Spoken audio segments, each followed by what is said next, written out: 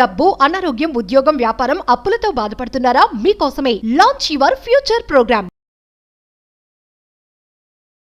నమస్తే, welcome back to Suman TV. ప్రస్తుతం మనతో పాటు ఉన్నారు consumers affairs committee chairman Mandari Krishna Reddy గారు. నమస్తే సార్. నమస్తే అమ్మా. సార్, చిన్న పొదుపు పథకాల సంస్థలు అంటూ ఉంటారు కదా, మామూలుగా వాళ్ళకి ఆర్బీఐ ఒక షాక్ న్యూస్ అయితే ఇచ్చింది. సో మామూలుగా చూసుకుంటే చిన్న పొదుపు పథకాలు అంటే ఏంటి అసలు ఒకసారి? అంటే పెద్ద మొత్తాల్లో ఒకేసారి బ్యాంకుల్లో కానీ పోస్ట్ ఆఫీసులో కానీ డబ్బు నిల్వ ఉంచడానికి ఎక్కువగా బిజినెస్ పీపుల్, పెద్ద మొత్తాల్లో వ్యాపారాలు చేసేవాళ్ళు, కార్పొరేట్ సంస్థలు దాచుకునే విధానం వేరుగా ఉంటుంది. ఆ డిపాజిట్లు కూడా లక్షల్లో కోట్లలో డిపాజిట్ చేసి 10 ఏళ్ళు 25 ఏళ్ళు అట్లా ఉండేటువంటి అవకాశాలు ఉంటాయి. కానీ మధ్యతరగతి జీవులు, చిన్న ఎంప్లాయీస్, ఎక్కువ డబ్బు లేదు, ఉన్న డబ్బులో ఉన్న జీతంలో కానీ ఉన్న రాబడిలో కానీ కొద్ది మొత్తాన్ని మనం దాచుకుందాం, నెల నెల ఇంత చొప్పున దాచుకుంటే, ఎన్నేళ్ళు దాచుకుంటే మనకి ఇంత వడ్డీ వస్తుంది దాని మీద, ఇలాంటి పథకాలు ఎక్కువగా పోస్ట్ ఆఫీసుల్లో ఉంటాయి. అంటే గ్రామీణ ప్రాంతాల్లో కూడా అభివృద్ధి దాని పని ఉంటాయి కాబట్టి పోస్ట్ ఆఫీసులు ఉంటాయి కాబట్టి గ్రామ ప్రాంత ప్రజలు కూడా వ్యవసాయదారులు ఇట్లా ఉంటారు. కొద్ది గొప్ప మొత్తాలు వాళ్ళు కొద్దిగా అయితే చెల్లించగలుగుతారు. ఎక్కువ మొత్తాలు ఉంటే వాళ్ళ దగ్గర అంత డబ్బు ఉండదు. అలాగే వాళ్ళు 5 ఏళ్ళు 10 ఏళ్ళు దాచుకున్న కూతురు పెళ్లి కోసమో, లేకపోతే చదువు కోసమో, లేకపోతే పిల్లల చదువు కోసమో, లేకపోతే ఇల్లు కట్టుకోవడానికో, లేకపోతే వ్యవసాయానికి ఏదైనా ఉపయోగపడుతున్న ఉద్దేశంతో కొంత మొత్తాన్ని దాచుకుంటూ ఉంటారు. దానికి 7% పైగా ఇప్పుడు వడ్డీ వచ్చేటువంటి ఏర్పాట్లు జరిగాయి. అంటే చిన్న మొత్తం పొదుపు పథకాలు ఏవైతే ఉన్నాయో దీనికోసం ప్రత్యేకంగా ప్రతి గవర్నమెంట్ ఆఫీసులో కూడా ఒక ఆఫీసరు, ఒక వింగ్ ఉంటుంది. వాళ్ళు ప్రోత్సహిస్తారు. అంటే ప్రజలకు చెప్తారు, దాని గురించి వివరంగా చెప్తారు. గవర్నమెంట్ ఎంప్లాయీస్ ద్వారా దీన్ని ప్రచారం చేస్తారు. ఆ తర్వాత దీనికి సంబంధించిన ప్రభుత్వానికి సంబంధించిన ఏవైనా ఉంటే కూడా డబ్బులు దాంట్లో పెట్టిస్తారు. దీనికి కారణం ఏమిటంటే గవర్నమెంట్ బాండ్స్లో ఈ డబ్బంతా ఏం చేస్తారు తిరిగి ప్రభుత్వం, అంటే పోస్ట్ ఆఫీస్లో వచ్చింది కానీ లేకపోతే ఇక్కడ స్టేట్ గవర్నమెంట్స్ కానీ చేసే పని ఏమిటంటే గవర్నమెంట్ బాండ్స్ కొనడానికి ఉపయోగిస్తుంది. గవర్నమెంట్ కూడా బాండ్స్ ప్రకటిస్తుంది. అంటే గవర్నమెంట్కి అప్పు కావాల్సి వచ్చినప్పుడు, డబ్బులు కావాల్సి వచ్చినప్పుడల్లా ఒక గవర్నమెంట్ బాండ్ రిలీజ్ చేస్తుంది. అంటే 5 ఏళ్లకి 10 ఏళ్లకి ఇంత వడ్డీ చొప్పున మీకు చెల్లిస్తామనేటువంటి బాండ్స్ మార్కెట్లో రిలీజ్ చేస్తుంది. దాన్ని చాలామంది కొంటారు. ఎందుకు కొంటారంటే గవర్నమెంట్ బాండ్ అంటే 100% ఖచ్చితంగా ఆ డబ్బు తిరిగి వస్తుంది. ప్రభుత్వాలు మారొచ్చు కానీ ప్రభుత్వం తరఫున ఎవరైనా సంతకం పెట్టినప్పుడు ఆటోమేటిక్గా ఏ ప్రభుత్వం ఉన్నా దాన్ని గౌరవించాల్సిందే, ఏ ప్రభుత్వం అయినా ఆ డబ్బు మళ్ళీ తిరిగి చెల్లించాల్సిందే. కాబట్టి ఇది ఇలాగ గవర్నమెంట్ బాండ్స్ కాబట్టి దానికి మంచి డిమాండ్ ఉంటుంది, అందరూ కొంటారు. ఇట్లా వచ్చిన డబ్బుతో ఏం చేస్తుందంటే పోస్ట్ ఆఫీస్ కూడా గవర్నమెంట్ బాండ్స్ కొంటుంది.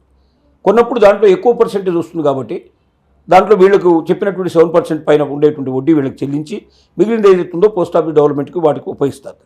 ఆ రకంగా సో ఇది చాలా పెద్ద ఎత్తున జరుగుతుంది. మొత్తం భారతదేశ చరిత్రలో అన్ని రాష్ట్రాల్లో కూడా చివరికి గ్రామీణ ప్రాంతాల్లో ఉండే ఎంఆర్ఓ ఆఫీసులలో కూడా ప్రత్యేకంగా దీనికోసం ఒక ఎంప్లాయీ పనిచేస్తూ ఉంటాడు, ప్రచారం చేస్తూ ఉంటాడు. ఎప్పటికప్పుడు ఏ బాండ్లో పెట్టాలని చెప్పి మళ్ళీ వచ్చిన డబ్బులు కూడా వాళ్ళు సజెషన్ చేయడం జరుగుతుంది. ఒక పెద్ద యంత్రాంగం నడుస్తుంది ఇంట్లో. ఈ మధ్య ఏం జరిగిందంటే 2 కారణాల చేత వడ్డీ రేటు తగ్గించేటువంటి పరిస్థితులు కనబడుతున్నాయి. ఒకటి ఏమిటంటే రెపో రేటు తగ్గింది. రెపో అంటే ఏమిటంటే ఇక్కడ రెపో రేటు ఏంటంటే బ్యాంకుల లోపల రెపో రేటు ప్రకారంగానే రెపో రేటు పెరిగితేనేమో బాగా డబ్బు మార్కెట్లో రిలీజ్ అవుతుంది.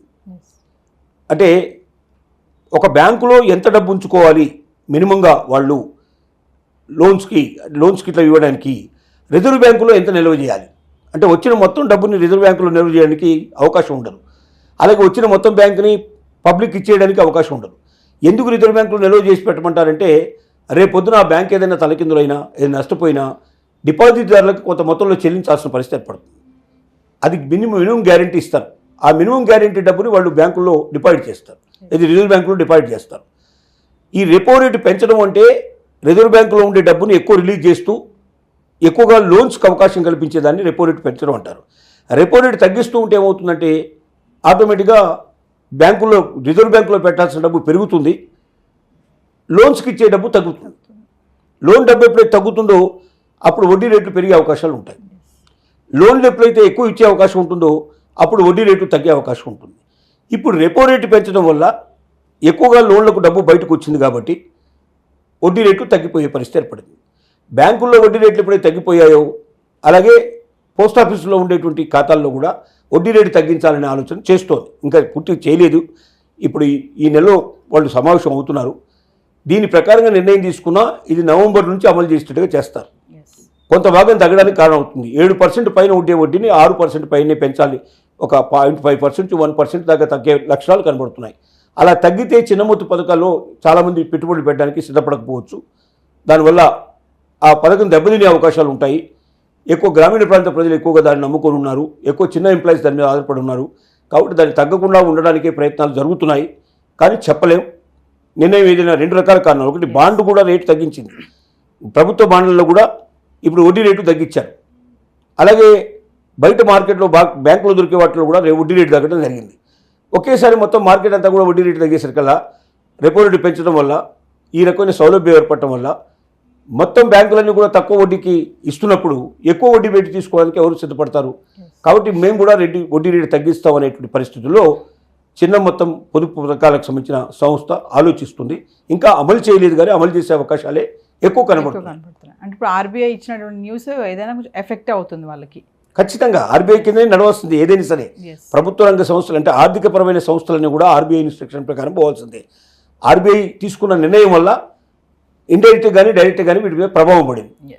ఈ రెపో రేటు తగ్గడం వల్ల కొంచెం చిన్న మొత్తం పథకాలకు సంబంధించిన డిపార్ట్మెంటు బాగా దెబ్బతినే అవకాశాలు ఉన్నాయని నిపుణుల యొక్క అంచనా. Thank you.